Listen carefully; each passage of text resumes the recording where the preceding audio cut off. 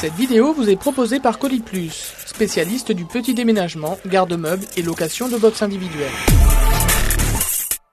On l'appelle l'OPSI 2, puisque c'est une loi sur la sécurité, qui veut dire loi d'orientation de programmation pour la performance de la sécurité intérieure.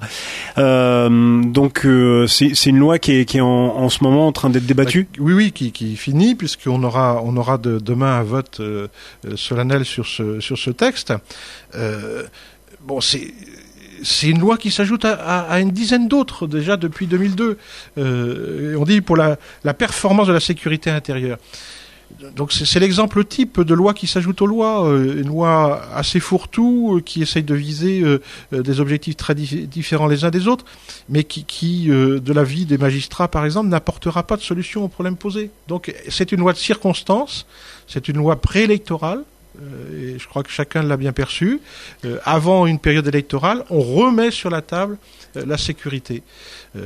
Et pourtant, ça ne veut pas dire qu'il ne faut pas faire évoluer les choses. On est d'accord. La sécurité, c'est un bien. Il faut accroître la sécurité. Et pour autant, ça ne doit pas se faire dans l'émotion. Et ça ne doit pas être démesuré par rapport au problème lui-même. Et la sécurité des gens, elle est à multiples facettes.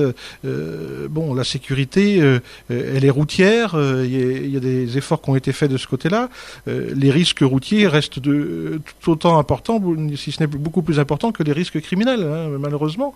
Donc, qu'il y ait des risques criminels, c'est évident qu'il faut lutter contre. Qu'il y ait des dérapages en matière de délinquance, c'est évident qu'il faut lutter contre. Mais c'est pas forcément en refaisant des textes de loi qu'on y arrive.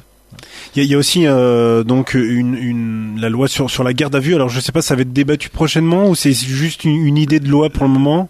La ministre de la Justice nous a indiqué qu'elle travaillait sur ce sujet et qu'elle nous ferait des propositions. Je crois qu'elle a commencé des consultations. Parce que ce qui se dit, c'est qu'il y a trop de garde à vue en France.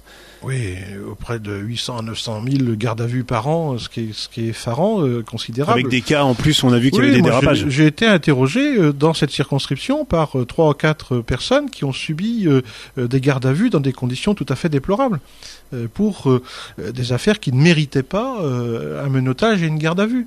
On m'a alerté sur un cas de figure où quelqu'un, pour un petit accident routier, avec une plainte déposée effectivement, mais en l'occurrence, de mon point de vue, mais à vérifier, mais de mon point de vue, une convocation à la gendarmerie était tout à fait pertinente. Or là, c'était une intervention au domicile de la personne avec menottage devant ses enfants et le voisinage.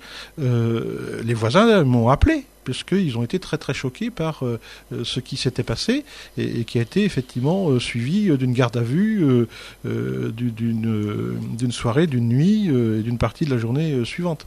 Donc voilà, donc effectivement il y a beaucoup de gardes à vue qui sont pas forcément justifiées dans des conditions souvent déplorables et qui sont traumatisantes pour les personnes concernées.